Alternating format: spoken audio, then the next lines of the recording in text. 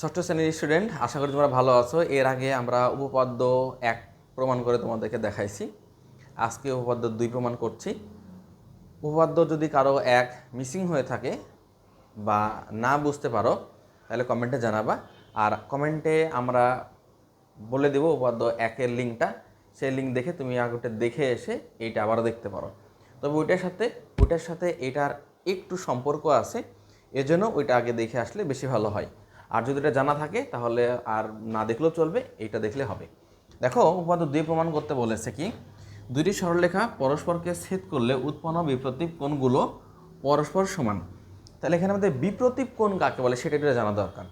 বিপ্রতীপ কোণটা হচ্ছে যে দুটি সরলরেখা পরস্পরকে ছেদ করলে ছেদ বিন্দুতে যে 4টি কোণ উৎপন্ন হয় তারা বিপরীত পার্শ্বে অবস্থান করে, এবং এগুলো হচ্ছে বিপ্রতীপ কোণ। খেয়াল করে দেখো, দুইটি সরলরেখা এ বি একটা সরলরেখা আর সিডি একটা সরলরেখা। তাহলে কটা সরলরেখা হলো? দুইটি সরলরেখা পরস্পরকে ছেদ করা, মানে একটা আর একটার উপর দিয়ে এইভাবে যাওয়া। ঠিক আছে, দেখো তারা পরস্পর ও বিন্দুতে মিলিত হয়েছে। যখন ও বিন্দুতে মিলিত হলো, ও বিন্দুটাতে এই পাশে একটা কোণ, দুইটা কোণ, তিনটা কোণ, 4টা কোণ, মোট 4টা কোণ তৈরি করেছে।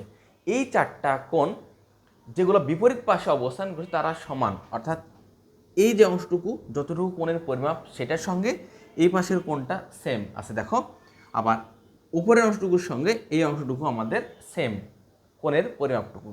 এখন কি বলেছে? বিশেষ নির্বাচন। মনে করি এ বি ও সিডি রেখাদ্বয় পরস্পর ছেদ করেছে। তাহলে এ বি এবং সিডি দুইটা রেখা পরস্পর ছেদ করেছে কোন বিন্দুতে? ও বিন্দুতে ছেদ করেছে। ফলে ও বিন্দুতে এ ও সি, খেয়াল করো, এইটা এ, এইটা ও, এইটা হলো সি।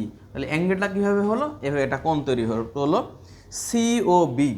এটা সি, এখানে গিয়ে ও বি, অর্থাৎ সি থেকে ওতে যাবে, ও থেকে বিতে আসবে। তাহলে এটা কোণ তৈরি হলো বি ও ডি। বি ও ডি এখান থেকে এসে ডি পর্যন্ত এদিকে কোণ তৈরি হয়েছে। আর একটা কি বলছে? এ ও ডি, এ ও আর হচ্ছে ডি। তাহলে এ থেকে এসে ওতে যাবে, ও থেকে এসে ডিতে যাবে। তাহলে এ ও ডি, তাহলে মোট কয়টা কোণ উৎপন্ন হলো? 4টা কোণ উৎপন্ন হলো। অনেক সময় এমসিকিউতে আসে যে কয় জোড়া কোণ উৎপন্ন হয়, তাহলে আমরা বলবো সেখান থেকে যে 2 জোড়া। 2 জোড়া মানে 4টি। প্রমাণ করতে হবে যে, কি প্রমাণ করতে হবে? এ ও সি, এ ও সি সমান বিপ্রতীপ কোণ বি ও ডি, বি ও ডি। এই কোণটা, অর্থাৎ এই সাইডে যে কোণ আছে সেই কোণের সঙ্গে এই কোণটা সমান হবে। তাহলে কোণের পরিমাপটা কেমন হলো? সমান হয়ে গেল। আর একবার প্রমাণ করতে হবে কি?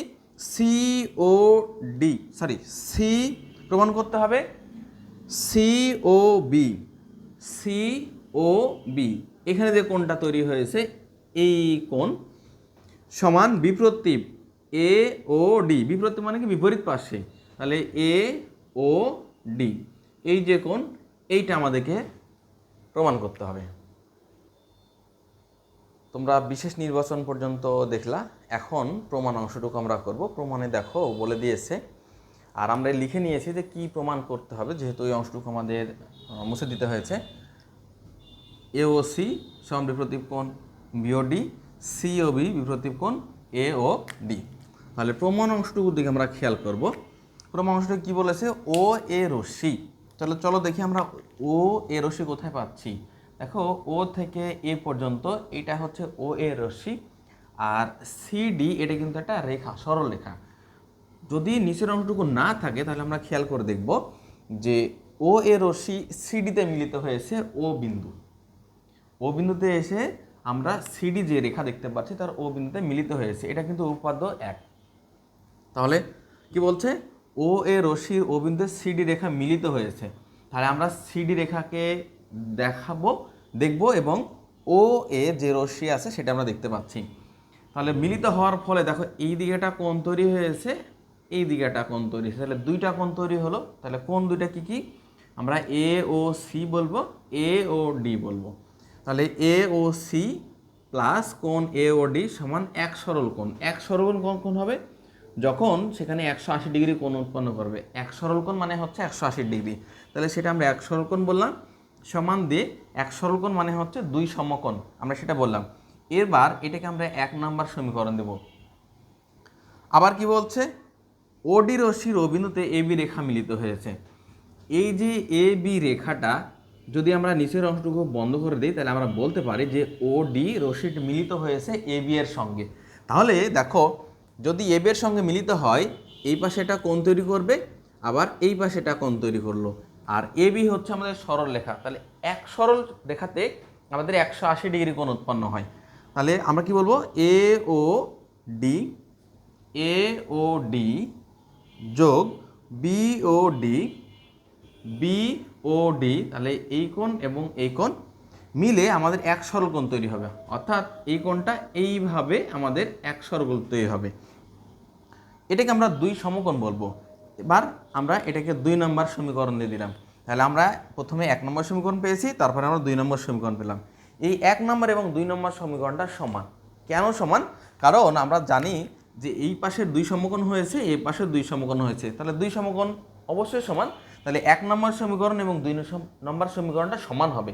যদি সমান হয় তাহলে আমরা এই অংশটুকুর যে বাম পাশে যেটা আছে এবং এই 2 নম্বর সমীকরণের বাম পাশে যে অংশটুকু আছে সেই অংশটুকু আমরা সমান করে লিখব। তাহলে সমান করে যদি লিখি তাহলে বাম পাশে যে অংশটুকু আছে সেটা আমরা এখানে লিখে নিলাম, আর এই 2 নম্বর সমীকরণের বাম পাশে যেটা আছে সেটা আমরা ডান সাইডে লিখলাম। লেখার পরে আমরা খেয়াল করে দেখতে পাচ্ছি যে উভয় অংশের সঙ্গে কোনো একটা কোণ আমাদের মিলে গেছে। কোণটা মিলেছে খেয়াল করে দেখো, এই যে এ ও ডি যে কোণ আছে সেই কোণটা উভয় অংশে আমাদের মিলে গেছে। তাহলে এ ও ডি উভয় অংশে যেহেতু আছে তাহলে সেটাকে আমরা কি করবো, বাদ দিব। তাহলে এ ও ডি যদি আমরা বাদ দিই, খেয়াল করো যদি আমরা এটাকে বাদ দিয়ে দিই এ ও ডি, তাহলে বাম পাশে আমাদের কি থাকে, এ ও সি। তাহলে এ ও সি কোণটা, এ ও সি এই যে পাশের কোণটা আছে। এবার ডান পাশে থাকছে কি, বি ও ডি, ডান পাশে কোণটা এই যে বি ও ডি, এই দুইটা কোণ আছে। তাহলে খেয়াল করো দেখো এই দুইটা কোণ কেমন হলো, সমান হয়ে গেল। এ ও সি আর বি ও ডি এই দুইটা কোণ কেমন, সমান হলো। কেন সমান হলো, উভয় পক্ষ থেকে আমরা এ ও ডি বাদ দিয়েছি, এজন্য সমান হয়ে গেল। অনুরূপভাবে প্রমাণ করব, কিভাবে প্রমাণ করব, একইভাবে আমরা এ ও সি তারপরে হচ্ছে সি ও বি এই অংশটুকু নিয়ে যেই প্রসেসে আমরা সমাধানটা করলাম ওইভাবে যদি আমরা প্রসেসটা কমপ্লিট করতে পারি তাহলে আমরা আর একটা প্রমাণ করতে পারবো, যেটা আমাদের 2 নম্বর অংশ বলে দেওয়া ছিল যে এটা প্রমাণ করতে হবে। সেটা কি হবে, সি ও বি, সি ও বি এই কোণটার সাথে আমাদের এ ও ডি, এ ও ডি এই কোণটা সমান হয়ে যাবে। তাহলে আমরা কি বলতে পারি যে আমাদের যে প্রমাণের অংশটুকু ছিল সেই অংশটুকু আমরা প্রমাণ করতে পারলাম।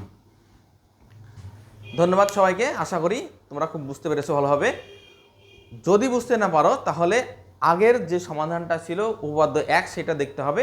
আমরা কমেন্ট যে অংশটুকু আছে সেখানে লিঙ্ক দিয়ে দেবো, সেটা দেখে আসার পরে এটা দেখলে আরও বেশি সহজ হবে। ধন্যবাদ সবাইকে।